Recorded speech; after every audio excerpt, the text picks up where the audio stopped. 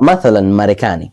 Kuna mtu ambaye kunipa historia ananiambia kwamba Marekani ni nchi ambayo wanaweza wakakuuzia nyumba lakini sio ardhi. Unaweza ukanunua nyumba kwa mtu lakini yani kila baada ya miaka 100 ile ardhi inatakiwa kulipia ili iendelee kubaki mikononi mwako. Kwa Tanzania hii ikoje? Kwanza kwa kifupi tu ni kwamba ardhi ni mali ya umma. Sawa. Ardhi unayoiona ni mali ya umma lakini mdhamini ni Rais wa Jamhuri ya Muungano wa Tanzania. Okay. Sisi sio yani tunaitwa ni wamiliki lakini impliedly kinyume chake sisi sio wamiliki wa ardhi. Hapana. Rais ndo mdhamini wa hiyo mali. Hilo la kwanza. Tanzania utaratibu wake wa umiliki wa ardhi una vipindi miaka 33, miaka 66 na miaka 99. Unaenda una renew, tunasema land tenure, muda wa umiliki. Na ndio maana kila baada ya huo muda kuna ada unalipia ku renew hivyo vipindi. Okay. Sawa, kwa Tanzania yani imepangwa hivyo.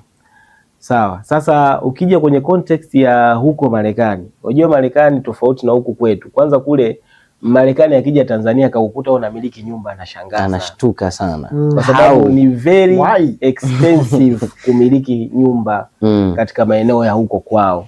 Majority of them ni watu ambao wana rent. Wanaishi kwa ku rent zile nyumba. Na of course ndio sehemu ya maisha yao. Ndio maana unakuta kwamba mchezaji, labda tukichukua mfano wachezaji hawa kwa huko nje ya nchi, unakuta labda mtu kama Aziz Ki analipwa labda kwa mwezi milioni labda 110, sijui kitu kama hicho. Wewe unaweza kuona ni hela nyingi lakini expenses za maisha kule ni kubwa. Sawa, unaweza kukuta labda chakula tu labda inamkosta a lot of money. Ama ukitajua kwa huku unashtuka. Umeelewa, kutokana na nature ya maisha ya kule. Kwa hiyo huku kwetu kuna vipindi ambavyo hicho kipindi kikifika unatakiwa kulipia. Kipindi kifika unalipia. Even if umenunua ardhi ni ya kwako, una hati wewe, lakini still unatakiwa kuilipia kila baada ya muda. Ulipie. Kuna muda maalum, miaka 33, wengine 99 hivyo. Kwa hiyo ina vipindi tofauti. Kwa hiyo ndio maana nikasema ndio maana sasa.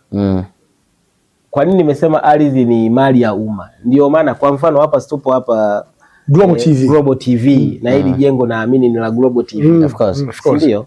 Serikali ikipahitaji hapa kwa matumizi yake inawacompensate, mnaondoka hapa. Tutapewa chetu.